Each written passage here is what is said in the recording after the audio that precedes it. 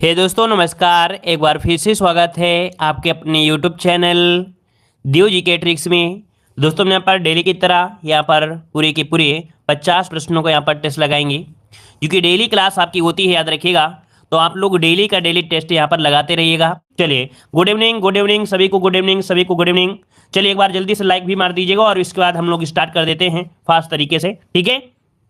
चलिए, पहला क्वेश्चन आपके सामने दिया है कि किसी बोली के भाषा बनने में कौन सा तत्व आपके सहायक होते हैं। चलिए यहां पर जो आप दीजिएगा, आपका जवाब इनमें से क्या हो जाएगा। किसी बोली के भाषा बनने में कौन से तत्व आपके सहायक होते हैं। चलिए आपका आंसर इनमें से क्या हो जाएगा। चलिए चलिए, काफ़ी वहाँ पर देखो, काफ़ी लोग जवाब दे रहे हैं और यहाँ पर देख सकते हैं कि कुछ लोग नए भी याद देख रहे हैं। चलो तो देखिए, इसका आंसर आपका जवाब हो जाएगा, यहां पर कह रहा है साहित्य की दृष्टि से संबद्ध होना। क्या हो सकता है भाई, कह रहा है किसी बोली के भाषा बनने में से कौन सा तत्व सहायक होता है, तो यहां पर आंसर हो जाएगा ए नंबर, ये साहित्य की दृष्टि से संबद्ध होना। मतलब प्रत्येक भाषा किसी न किसी बोली का मानक होता है, परनिष्ठ होती है, और किसी भी बोली की भाषा बनने के लिए उसे साहित्य दृष्टि से समृद्ध होना चाहिए, है ना। उसका व्याकरण होना चाहिए, उसकी लिपि होनी चाहिए। तो ऑप्शन बनेगा आपका ए नंबर। आगे बढ़ते क्वेश्चन दिया गया है कि भाषा के आदर्श रूप को कहा जाता है। भाषा के आदर्श रूप को क्या कहा जाता है। याद रखिए, भाषा के आदर्श रूप को क्या कहते हैं। तो यहां पर आंसर क्या हो जाएगा, ए नंबर, मानक भाषा होती है। क्या होती है, भाषा के आदर्श रूप को मानक भाषा कहा जाता है। देखिए किसी भी भाषा का वह रूप, देखिए किसी भी भाषा का वह रूप जिसे शिक्षा, प्रचार पत्र या सरकारी कामकाज आदि के लिए अगर प्रयोग किया जाए तो उसे ही हम लोग भाषा का मानक रूप कहते हैं। तो ऑप्शन आपका ए नंबर राइट हो जाएगा। आगे बढ़ते हैं, क्वेश्चन आपसे अगला पूछा गया है, कह रहा है इसमें से ऊष् व्यंजन आपका कौन सा है। बताइएगा ऊष् व्यंजन। अब यहां पर बताइए ऊष् व्यंजन कौन होते हैं।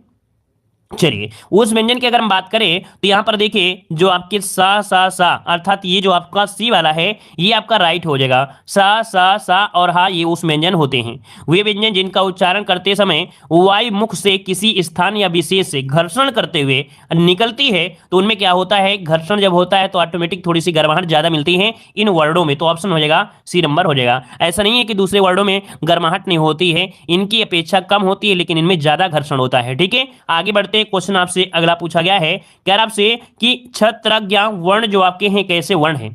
छत्रज्ञा ये वर्ण है, ये कैसे वर्ण है, इनको क्या कहते हैं।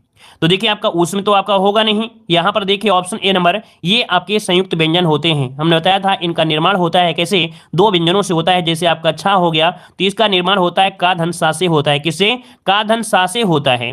उसी प्रकार जो त्रा होता है उसका निर्माण होता है ता धन रा से होता है। इस कारण से ये आपके होते हैं संयुक्त व्यंजन। तो ऑप्शन बनेगा आपका ए नंबर। आगे बढ़ते हैं, क्वेश्चन आपसे दिया है कि बेंत का तत्सम रूप क्या होता है। बेंत का तत्सम रूप क्या हो जाएगा। चलिए साथियों जवाब देते रहिएगा और सभी लोग भाई वीडियो को लाइक भी कर दिया करें, ठीक है। कमेंट बॉक्स में कमेंट करते रहिए और जैसे टाइम मिलता है तो आप लोग लाइक शेयर का बटन जरूर दबाया करें। चलिए देखिए 5 नंबर दिया है, बेंत का तत्सम क्या होता है। बेंत का तत्सम क्या होता है, आपका आंसर दीजिएगा। आपका सही जवाब इनमें से क्या हो जाएगा। चलिए वेत्र हो जाएगा या क्या हो सकता है, ठीक है। चलिए आपका 5 का आंसर आ रहा है यहाँ पर बी नंबर, वेत्र हो जाएगा। क्या हो जाएगा भाई, यहाँ पर आंसर आपका वेंत हो जाएगा या वेंत्र। देखिए इसका ऑप्शन आपका बी हो जाएगा। ये जो ता होता है, ता का परिवर्तन त्रा हो जाता है। क्या हो जाता है कि ता का परिवर्तन त्रा हो जाता है। तो ऑप्शन बन जाएगा आपका बी नंबर, यहाँ पर राइट हो जाएगा, ठीक है। आगे बढ़ते हैं, क्वेश्चन आपसे अगला पूछा गया है, कह रहा आपसे यहाँ पर वर्तनी की दृष्टि से कौन सा शब्द आपका सही दिया गया है। चलिए यहाँ पर बताइए आपका आंसर क्या हो जाएगा। चलिए बताइएगा कि वर्तनी की दृष्टि से कौन सा शब्द आपका सही है। अष्ट, अष्ट या अष्ट, कौन सा आंसर हो जाएगा। तो देखिए 6 का ऑप्शन आ रहा है ए नंबर और आपका सी नंबर। तो देखिए आपका 6 का ऑप्शन आपका बनेगा ए नंबर। ये अष्ट इस प्रकार से सही होता है, अष्ट नहीं होता है, अष्ट होता है। याद रखिए अष्ट, अष्ट मतलब ऑप्शन यहाँ पर आपका ए नंबर आपका होगा, ठीक है। आगे बढ़ते हैं, क्वेश्चन आपसे क्या पूछा गया है, यहाँ पर जिसका जन्म पहले हुआ हो के लिए एक शब्द बताइएगा। जिसका जन्म पहले हुआ हो उसके लिए एक शब्द आपको बताना है। 7 का ऑप्शन क्या हो जाएगा। चलिए जिसका जन्म पहले हुआ उसे क्या बोलते हैं, द्विज कहेंगे क्या, या अग्रज कहेंगे या अनुज कहेंगे, क्या आंसर हो सकता है। चलिए अनुज मतलब छोटा होता है। अब यहां पर पूछा गया जिसका जन्म पहले हुआ हो, इसका मतलब क्या हो जाएगा, अग्रज। जो ऑप्शन है आपका बी नंबर, यहां पर अग्रज आपका आंसर राइट हो जाएगा, अग्रज होता है, ठीक है। अगला बताइए, क्वेश्चन दिया गया है कि अभिज्ञ शब्द का विलोम क्या हो जाएगा। अभिज्ञ का विलोम, अभिज्ञ का विलोम क्या हो जाएगा, भिज्ञ हो जाएगा। बिल्कुल इजी है ना, आपने बहु बार पढ़ा होगा कि अभिज्ञ का विलोम होता है आपका भिज्ञ होता है, ठीक है। अगला बताइए, क्वेश्चन आपसे दिया गया है कि कमल का पर्यायवाची शब्द इनमें से क्या हो सकता है। चलिए, कमल का पर्यायवाची इनमें से क्या हो जाएगा? ताम्रस, सोमरस, रसाल या अंबु, क्या बन सकता है? चलिए, कमल का अगर हम बात करते हैं तो आपका आंसर इनमें से क्या हो जाएगा यहाँ पर सही जवाब?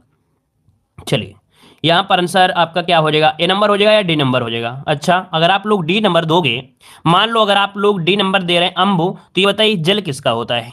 बताइए जल किसका होता है? अगर आप लोग डी जवाब दोगे तो ये बताइए जल किसका होता है? पड़ोसी का होता है क्या भाई? यहाँ पर पड़ोसी की तो होता नहीं है भाई, तो जल का होता है, अर्थात अंबु होता है, जल होता है। रसाल तो होता है, आम का होता है, और आपके ईख का होता है ना। अब यहाँ पर दिया गया है आपका सोमरस, सोमरस होता है, मदिरा का होता है। तो भैया जब ये नहीं हो सकता, ये नहीं हो सकता, तो कौन सा आंसर हो जाएगा? ताम्रस आपका जवाब यहाँ पर राइट हो जाएगा। ठीक है, आगे बढ़ते हैं। क्वेश्चन आपसे अगला पूछा गया है, यहाँ पर है कि इनमें से कौन विषम मात्रिक छंद है? विषम मात्रिक छंद है, विषम मात्रिक छंद। यहाँ पर बरवे, रोला, गीतका और कुंडलियां विषम मात्रिक छंद होता है। आपका जवाब हो जाएगा जो बरवे होता है, कौन? यहाँ पर बरवे विषम मात्रिक छंद, ऑप्शन बनेगा यहाँ पर ए नंबर। आगे बढ़ते हैं। क्वेश्चन आपसे अगला पूछा गया है कि निम्नलिखित में से कौन सा शब्द आपका तत्सम है? कौन सा शब्द यहाँ पर आपका तत्सम है? चलिए, तत्सम की पहचान भी बड़ी इजी होती है। हमने बताया था कि यहाँ पर देखिए, जैसे कि आपका दिया गया है, आपका वा दिया है और इसमें आधा शब्द भी दिया है, तो यहाँ पर जो आंसर है वो आपका कौन? त्वरित जो आपका दिया है, आपका क्या हो जाएगा? आपका तत्सम बनेगा, जो कि काफी लोग जवाब दे रहे हैं। आपका आंसर हो जाएगा ए नंबर। अच्छा, त्वरित का तद्भव क्या होता है बता दीजिए। अगर आप लोग यहाँ पर तद्भव बताएंगे तो हम समझेंगे कि आप लोगों को तत्सम तद्भव का ज्ञान है। ये बताइए, त्वरित का जो आपका तद्भव होता है, होता क्या है? इसका तद्भव क्या होता है? इसका तद्भव होता है तुरंत होता है। क्या होता है भाई? तुरंत होता है। याद रखिए, तुरंत होता है, याद रखिए, तुरंत। ठीक है, चलिए अगला यहाँ पर क्वेश्चन दिया गया है यार आपसे, उपचारात्मक शिक्षण का उद्देश्य क्या होता है? यहाँ पर बताइए आपका जवाब इनमें से क्या हो जाएगा? इस क्वेश्चन में कोई रुकिए एक मिनट, एक क्वेश्चन था, इसको थोड़ा सा यहाँ पर कहाँ गया, गायब हो गया। ये देखिए, इसमें से ये जो बरवे वाला है ना, बरवे, इसमें पूछा है विषम मात्रिक छंद पूछा गया ना, विषम मात्रिक छंद।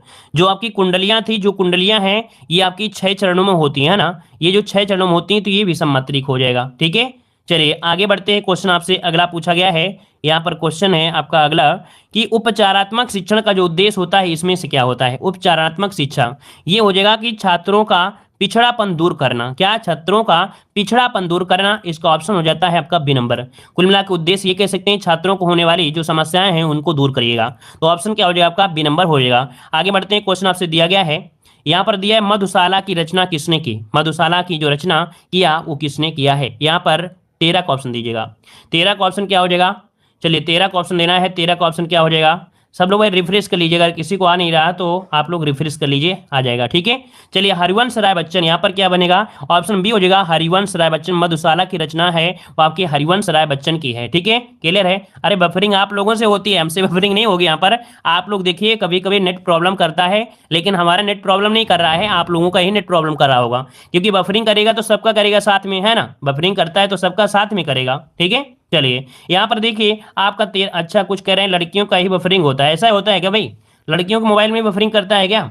चलिए यहाँ पर बताइए, मधुशाला हो जाएगा, हरिवंश राय बच्चन यहाँ पर आंसर राइट हो जाएगा। ठीक है, इसका प्रकाशन 1935 में हुआ था। ठीक है, आगे बढ़ते हैं। क्वेश्चन आपसे अगला पूछा गया है, यार आपसे रामधारी सिंह दिनकर को भारतीय ज्ञानपीठ पुरस्कार प्राप्त हुआ था, ये बताइएगा भारतीय ज्ञान पुरस्कार जो प्राप्त हुआ था रामधारी सिंह दिनकर को, वो किसके लिए प्राप्त हुआ था? इस क्वेश्चन को तो हमने आपको पढ़ाया भी है ना। यहाँ पर देखिए आपका 14 का ऑप्शन क्या बनेगा? उर्वशी के लिए मिला था, याद रखिएगा, उर्वशी के लिए मिला था आपके 1972 में, है ना। 1972 में ज्ञानपीठ पुरस्कार इनको मिला था, याद रखिएगा। ठीक है, हमने बताया कि हिंदी साहित्य के क्वेश्चन भी आप लोग सॉल्व किया करें, है ना। अगला क्वेश्चन दिया गया है कि होनहार व पत्रकार इनमें शब्दों में से कौन से प्रत्यय हैं? बताइए, होनहार में और पत्रकार शब्दों में जो आपका प्रत्यय है वो आपका कौन सा प्रत्यय है?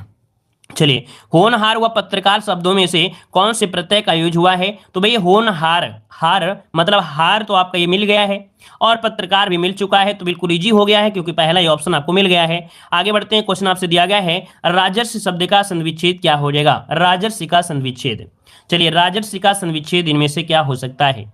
तो यहां पर जब तोड़ेंगे तो एक शब्द निकलेगा, क्या? राज निकलेगा, और ऋषि आपका है, जो कि इसके आपको कर दीजिएगा। यहाँ पर जो आंसर है आपका ए नंबर हो जाएगा, इसका भी आंसर आपका ये हो जाएगा। ठीक है, राजर्षि में जो आंसर बनेगा वो आपका ए नंबर यहाँ पर राइट हो जाएगा। ठीक है, गुड संधि आपका है। आगे बढ़ते हैं। क्वेश्चन आपसे अगला पूछा गया है कि स्वर्गवासी में समास कौन सा है? स्वर्गवासी में समास इनमें से क्या हो जाएगा? चलिए, स्वर्गवासी में समान समास बताइए जल्दी से, यहाँ पर बता डालिए कि स्वर्गवासी में जो समास है वो आपका कौन सा समास है?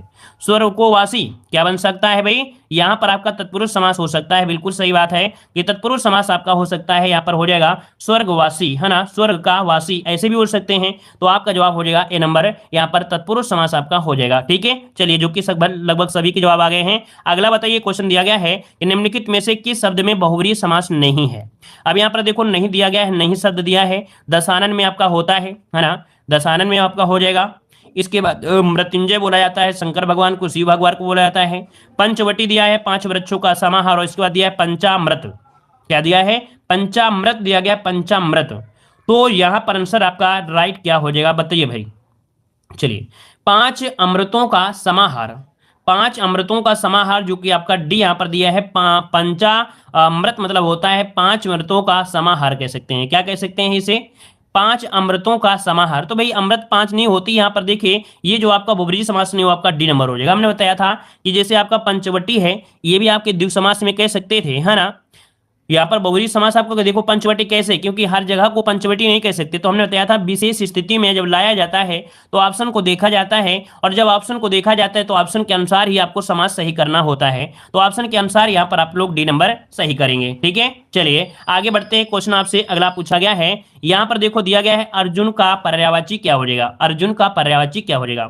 चलिए, अर्जुन का पर्यायवाची इनमें से क्या हो जाएगा? धनंजय, गुडाकेश, गांडीवधारी या सभी। तो भैया आप लोगों ने महाभारत देखा होगा, और यहाँ पर श्री कृष्ण भगवान ने अर्जुन को हर एक नाम से संबोधित किया था, वहां पर, है ना, हर एक नामों से बुला रहे थे। यहाँ पर जो आंसर है आपका डी नंबर, ये सभी आपके अर्जुन के ही पर्याय हैं। ऑप्शन है आपका डी नंबर। आगे बढ़ते, क्वेश्चन दिया है अकाल का पर्यायवाची शब्द क्या हो जाएगा। अकाल, अकाल पड़ गया है, और जब अकाल पड़ता है तो भाई सूखा भी आता है, भूखमरी भी होती है, कमी होती है, दुर्भिक्ष भी होती है। क्या? दुर्भिक्ष भी होती है। मतलब ऑप्शन जो आपका है ए नंबर हो जाएगा कि अकाल के पर्यायवाची होता है दुर्भिक्ष, सूखा, भूखमरी, कमी आदि होती हैं। ठीक है ना, क्योंकि अंधियारा तो होगा नहीं, अंधियारा होता है, तिमिर, अंधेरा, अंधकार के होते हैं। अच्छत बोला जाता है आपकी चावल का, धान को, तंदुल को। ठीक है, अच्छत के पर्यायवाची चावल, धान, तंदुल ये होते हैं, अच्छत के पर्यायवाची होते हैं। ठीक है, और अत्याज्य, अनिवार्य, ये जो अनिवार्य होते हैं वो अपरिहार्य के होते हैं। तो ऑप्शन क्या हो गया? ए नंबर आपका हो गया। आगे बढ़ते हैं, क्वेश्चन आपसे दिया गया है, कह रहे अभिभावक में कौन सा उपसर्ग आपका लगा हुआ है। बहुत इजी क्वेश्चन दिया गया है भाई। अब ये क्वेश्चन जो आपका है बहुत इजी है। अब आप बताइए कि आंसर इनमें से क्या हो जाएगा कि अभिभावक में कौन सा उपसर्ग है। यहाँ पर आंसर क्या होगा? देखो हमने आपको बताया है कि हर एक पेपर में लगभग 10 से 15 क्वेश्चन तो आपको बहुत सरल मिलेंगे। 10 से 15 क्वेश्चन ऐसे होंगे जो आपने पढ़ा है और थोड़ा थोड़ा भूल रहे होंगे, लेकिन 4 से 5 क्वेश्चन आपको 100% ऐसे मिल जाएंगे जो आपको नए प्रकार के होंगे। बस इन्हीं नए प्रकार के क्वेश्चन को तो पढ़ना है। यही 4-5 क्वेश्चन अगर आप डेली का डेली तैयार करते रहेंगे तो समझो कि आपका उद्धार हो जाएगा, है कि नहीं। तभी तो आप लोग 50 बचे 50 ला सकते हो। अब सोचो कि नहीं, डेली लगा रहे हो, डेली आप कुछ नया थोड़ो, नया 2-3 मिलते रहेंगे। चलिए, अभिभावक दिया है तो आंसर क्या हो जाएगा? तो अब इसमें उपसर्ग मिलेगा, ऑप्शन सी नंबर इसका हो जाएगा, अभी हो जाएगा। ठीक है, आगे बढ़ते हैं। क्वेश्चन आपसे अगला पूछा गया है कि शांत रस का स्थायी भाव क्या होता है। चलिए बताइएगा कि शांत रस का स्थायी भाव इनमें से क्या हो जाएगा। शांत रस का स्थायी भाव आप लोग क्या जवाब देंगे? चलिए यहां पर आंसर देना है। आपका सही जवाब शांत रस का क्या हो जाएगा? चलिए, शांत रस का होता है निर्वेद, जो कि काफी लोग दे रहे हैं शांत का निर्वेद, और ऑप्शन बी नंबर आपका बिल्कुल से राइट हो जाएगा। शांत का हो जाएगा निर्वेद हो जाएगा। ठीक है, क्लियर हो गया है। चलिए, और इसके बाद यहां पर आगे बढ़ते हैं। क्वेश्चन आपसे अगला पूछा गया है कि निम्नलिखित में से कौन सा वर्णिक छंद है। वर्णिक छंद जिनमें से वर्णों की गिनती की जाती है। वर्णों की गिनती जो की जाती है किसमें? तो आपके इंदवज्रा है, सवैया है, कवित्व है, अर्थात यहाँ पर 23 का ऑप्शन डी नंबर इसका राइट हो जाएगा। इंदवज्रा में आपके 11 होते हैं, सवैया में 22 से 26 वर्ण तक आपके हो सकते हैं, 22 से 26 वर्ण तक हो सकते हैं आपके सवैया में हो सकते हैं। कवित्व में आपके होते हैं 31 वर्ण होते हैं। तो इस कारण से ऑप्शन डी नंबर यहाँ पर राइट हो जाएंगे। इसको भी नोट करिएगा। आगे बढ़ते हैं। क्वेश्चन आपसे दिया गया है कि कौन सा छंद 22 से 26 वर्ण और 4 चरणों वाला होता है। बताइए ऐसा कौन सा छंद है जिसमें से 22 से लेकर 26 वर्ण होते हैं और 4 चरणों वाला होता है। यहाँ पर आंसर आपका क्या हो सकता है? चलिए आपका जवाब इनमें से क्या हो जाएगा? 22 से 26 वर्ण। इसके पहले तो आपने वही पॉइंट आपने सॉल्व किया ना, इसके पहले जो पॉइंट था वही तो पॉइंट आ गया। आपका जवाब हो जाएगा सी नंबर, सवैया हो जाएगा। क्या हो जाएगा भाई? सवैया हो जाएगा। 22 से 26 वर्ण आपका सवैया हो जाएगा। ठीक है, आगे बढ़ते हैं। क्वेश्चन आपसे अगला पूछा गया है, अगर आपसे निम्नलिखित पद में कौन सा अलंकार है कि पट पीत मानव तड़ित रुचि सुचि नैम जनक सुतावरन, है ना। यहाँ पर बताइए कि आपका अलंकार है वो आपका कौन सा अलंकार है 25 नंबर में। चलिए 25 नंबर में तो देखिए हमारे श्री राम के पीत वस्त्रों का यहाँ पर समानता की गई है तड़ित अर्थात बिजली से। देखिए यहाँ पर जो पीत है इसकी तुलना की गई है तड़ित अर्थात बिजली के, जो आपके कह सकते हैं यहाँ पर जो राम है अर्थात ये कह सकते हैं, यहाँ पर हम लोग इस प्रकार से कह सकते हैं कि श्री राम के पीत रूपी वस्त्रों की समानता तड़ित अर्थात बिजली से संबोधित की गई है। तो यहाँ पर जब समानता के हिसाब से तो आपका उपमा अलंकार होगा, इसको भी नोट कर लीजिएगा। उपमा अलंकार, उपमा कहां पर है, ऑप्शन डी है, उपमा अलंकार हो जाएगा, ऑप्शन डी नंबर इसका राइट हो जाएगा। क्या हो जाएगा भाई, डी नंबर इसका राइट आंसर होगा, तो इसका भी स्क्रीनशॉट ले लीजिएगा। ठीक है, चलिए आगे बढ़ते हैं। समानता हुई है ना, समानता। अगला क्वेश्चन आपसे यहाँ पर दिया गया है, कह रहा है इनमें से किस शब्द का विलोम अगम होता है। ऐसा बताइए कि जिसका विलोम शब्द आपका अगम होता है। बताइए ऐसा कौन सा शब्द है जिसका विलोम अगम हो सकता है। 26 नंबर में अगम का विलोम सुगम हो सकता है ना, अगम का यहाँ पर सुगम हो सकता है। तो यहाँ पर आंसर क्या हो जाएगा, यहाँ पर बी नंबर आपका राइट हो जाएगा। ठीक है, चलिए आगे बढ़ते हैं। क्वेश्चन आपसे अगला पूछा गया है, कह रहा है से अच्छत किसका विलोम है। अच्छत किसका विलोम है, 27 नंबर में अच्छत किसका विलोम हो जाएगा। तो देखिए अच्छत का विलोम यहाँ पर छत या विच्छत कह सकते हैं, मतलब जो आंसर है वो अच्छत किसका विलोम है, तो आपका विच्छत कह सकते हैं, या हम लोग इसे छत भी कह सकते हैं। ठीक है, तो इस कारण से ऑप्शन क्या हो जाएगा, बी नंबर इसका राइट हो जाएगा। अक्षय का अक्षय हो जाता है, संरक्षित का असंरक्षित हो जाता है, शाश्वत का नाश्वर बन जाता है विलोम। ठीक है, आगे बढ़ते हैं। क्वेश्चन आपसे अगला पूछा गया है, यहाँ पर दिया गया है विद्यालय शब्द में कौन सी संधि है। विद्यालय में कौन सी संधि है। चलिए विद्या धन आलय, क्या दिया है, विद्या धन आलय, अर्थात यहाँ पर विद्या प्लस आलय, जो कि आपका जवाब यहाँ पर बिल्कुल इजी हो गया है, दीर्घ स्वर संधि हो जाएगा, मतलब ये स्वर का ही प्रकार है ना। विद्या धन आलय विद्यालय अर्थात दीर्घ संधि हो गई। आगे बढ़ते हैं। क्वेश्चन आपसे अगला पूछा गया है, कह रहा है निम्नलिखित वाक्यों में से कौन सा ऐसा वाक्य है जिसका क्रियाकर्ता के लिंग के अनुसार ठीक नहीं है।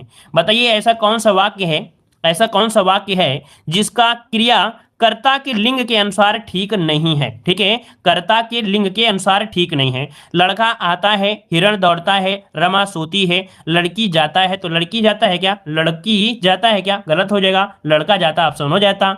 आगे बढ़ते हैं। क्वेश्चन आपसे अगला पूछा गया है, शुद्ध वर्तनी वाला शब्द इनमें से क्या हो जाएगा। शुद्ध वर्तनी वाला शब्द इनमें से क्या हो जाएगा, मानवीकरण। देखिए मानवीकरण जो कि एग्जाम में पूछा जाता है, ये मानवीकरण किस प्रकार से लिखते हैं। देखो बड़ा मा तो होगा ही होगा, मानवीयकरण, ऑप्शन मानवीयकरण, अरे मानवीय। देखिए ऑप्शन जो आपका है सी नंबर, मतलब ना में जो मात्रा वो आपकी होगी, वो आपकी क्या होगी, छोटा की मात्रा होगी।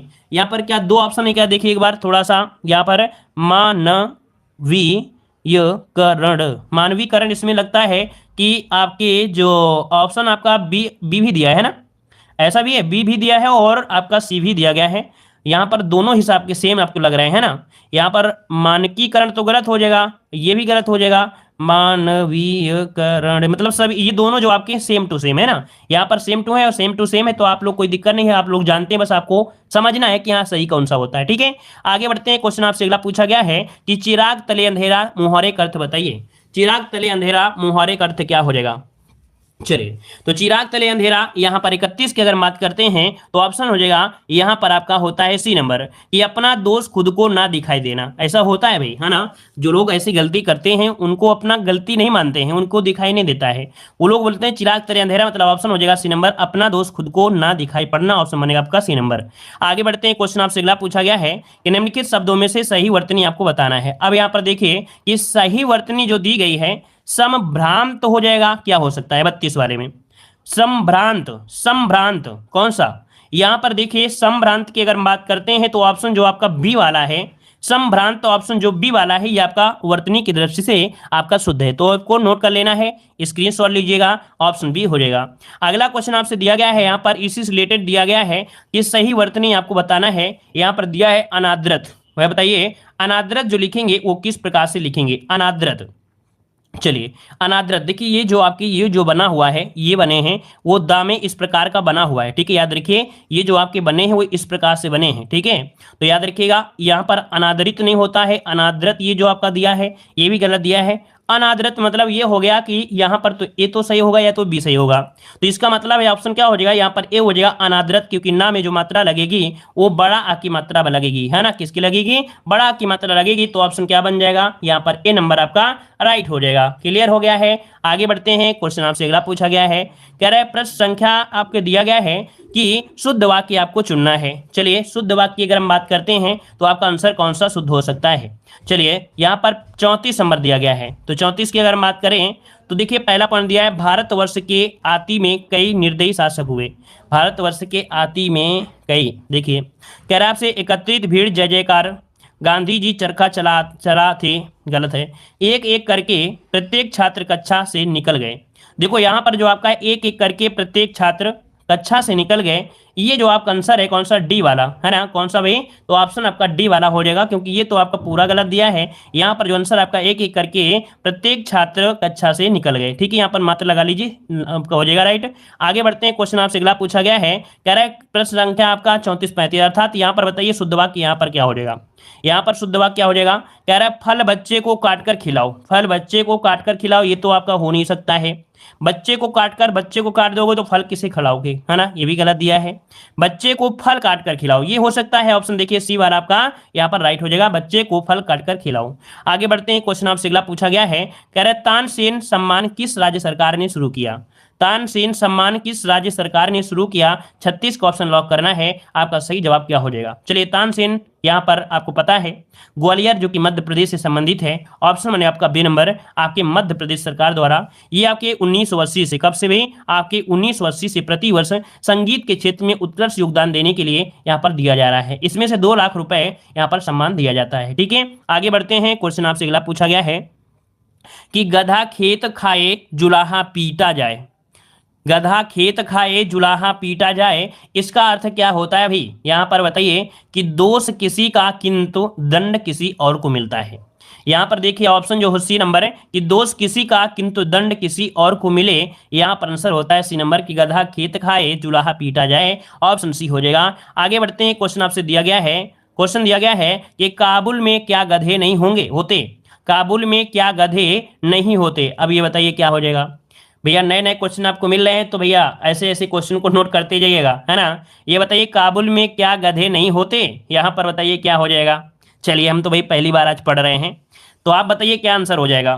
तो भैया काबुल का काबुल, तो देखिए कह रहा है गधे सब जगह पाए जाते हैं, सीधे व्यक्ति सब जगह होते हैं, मूर्खों की कमी नहीं है। कह रहा है सभी, देखो मूर्ख सभी जगह होते हैं, याद रखिए, बोलते हैं ना गधा हो काबे, ऐसे बोल देते हैं ना, मतलब यहाँ पर मूर्ख, तो मूर्ख सभी जगह होते हैं, ऑप्शन इसका डी नंबर हो जाएगा कि मूर्ख सभी जगह। कह रहे हाँ हम भी हैं सर, अरे ऐसे भी लोग होते हैं, अपने आप को बोलते हैं हम भी हैं। चलिए अगला क्वेश्चन बताइएगा, कह रहा है राजा किसका पर्यायवाची नहीं है, राजा किसका पर्यायवाची नहीं है 39 नंबर में।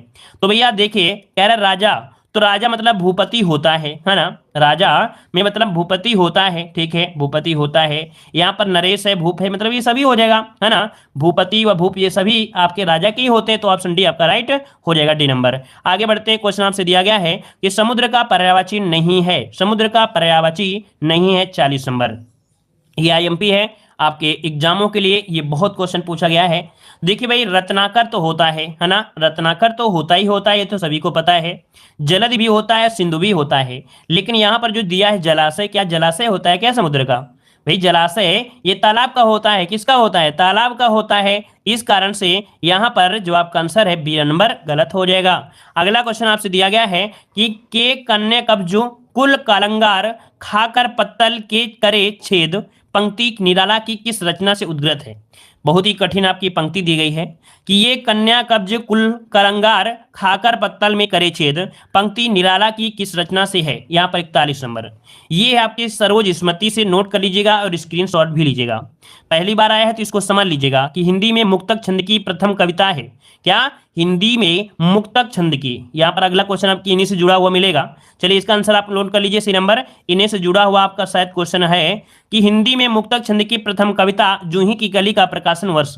ये जूही की कली का प्रकाशन जी सूर्यकांत त्रिपाठी निराला का है ना, जूही की जो कली है ये सूर्यकांत त्रिपाठी निराला की है, याद रखिएगा। ये आंसर हो जाएगा 1916, क्या हो जाएगा 1916। और ये जो कविता है प्रथम कविता है, याद रखिएगा मुक्तक छंद की ये प्रथम कविता है, याद रखिएगा, ठीक है, सूर्यकांत त्रिपाठी निराला। आगे बढ़ते हैं, क्वेश्चन आपसे अगला पूछा गया है, यहाँ पर दिया है क्वेश्चन नंबर 43 से आपकी 44, कौन सा शब्द आपका संकर है, संकर शब्द की पहचान करिएगा।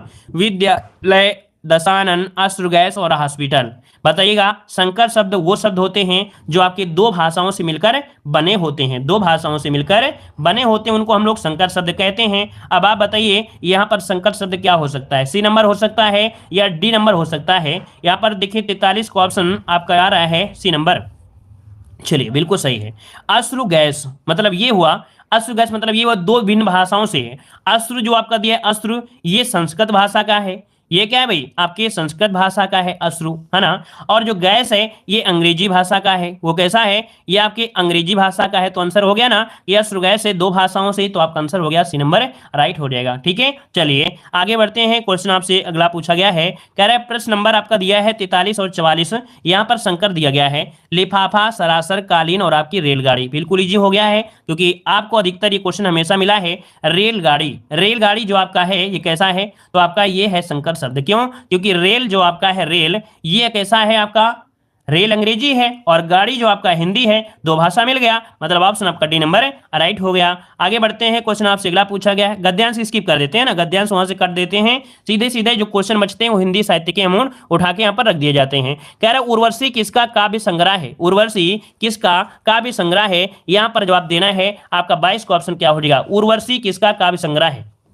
चलिए रामधारी सिंह दिनकर, याद रखिए ऑप्शन हो जाएगा ए नंबर, रामधारी सिंह दिनकर ऑप्शन हो जाएगा यहाँ पर ए नंबर। अगला है पंजाब में हिंदी का प्रचार किसने किया, पंजाब में हिंदी का जो प्रचार किया वो किसने किया था, यहाँ पर 23 नंबर में, 23 का ऑप्शन क्या हो जाएगा बी नंबर, यहाँ पर सिद्धाराम फुल्लौरी, ऑप्शन बी नंबर इसका राइट हो जाएगा, है ना। अगला क्वेश्चन दिया है कि हिंदी साहित्य के इतिहास में प्रसिद्ध कबीरदास, सूरदास, महावीर प्रसाद द्विवेदी, प्रेमचंद, हरिवंश राय बच्चन आदि किस प्रदेश से जुड़े हुए हैं, ये कौन से प्रदेश से जुड़े हुए हैं, तो आपका आंसर हो जाएगा डी नंबर आपके उत्तर प्रदेश से, जो कि लगभग सभी का जवाब आ रहा है, ऑप्शन डी हो जाएगा, डी नंबर उत्तर प्रदेश हो जाएगा। अगला क्वेश्चन आपसे दिया है कि कबीर, तुलसी, सूर आदि कौन से काल के संत कवि हैं, ये बताइए जो आपके कबीरदास हैं, तुलसीदास हैं, है ना, यहाँ पर आपके सूरदास हैं, ये किस काल के संत हैं। 25 नंबर में ऑप्शन क्या बनेगा आपका बी हो जाएगा, भक्ति काल से हैं, क्या बी नंबर भक्ति काल से हैं। अगला क्वेश्चन दिया गया है निम्नलिखित में से कौन अष्टछाप का कवि है, अष्टछाप का जो कवि है यहाँ पर 26 नंबर में क्या हो जाएगा, तो अष्टछाप के कवियों में आपके सूरदास का स्थान आता है, जो कि आप लोगों ने पढ़ा भी है, बहुत बार पढ़ा है, ऑप्शन क्या होगा बी नंबर हो जाएगा। अगला क्वेश्चन दिया गया है निम्नलिखित में से कौन सी पुस्तक प्रेमचंद के द्वारा लिखित नहीं है, प्रेमचंद के द्वारा लिखित नहीं है, तो चलिए 27 का ऑप्शन लॉक करिएगा। चलिए देखो कर्मभूमि है ना, यहाँ पर रंगभूमि भी है, कायाकल्प भी है, लेकिन यहाँ पर ध्रुवस्वामिनी ये नहीं है, ये है आपकी जयशंकर प्रसाद की, किसकी है, जयशंकर प्रसाद की, ऑप्शन डी हो जाएगा। अगला क्वेश्चन दिया गया है कि निम्नलिखित में से किसको साहित्य अकादमी पुरस्कार मिला था, साहित्य अकादमी पुरस्कार जो मिला 28 नंबर में वो किसे मिला था, चलिए किसे मिला था, याद रखिएगा आपका नामवर सिंह को मिला है, याद रखिए किसे, आपके नामवर सिंह को मिला है। इसका जो राइट आंसर होगा वो आपका बी नंबर, क्योंकि साहित्य अकादमी की बात कर रहा है। आगे बढ़ते हैं, क्वेश्चन दिया गया है ज्ञानपीठ पुरस्कार किस भाषा से संबंधित है, ज्ञानपीठ पुरस्कार किस भाषा से संबंधित है, संस्कृत, हिंदी, तमिल या संविधान की 8वीं अनुसूची के सभी भाषाओं से। यहाँ पर आंसर क्या हो जाएगा, तो याद रखिएगा कि आपका 29 का ऑप्शन हो जाएगा यहाँ पर डी नंबर, संविधान की 8वीं अनुसूची की सभी भाषाओं से।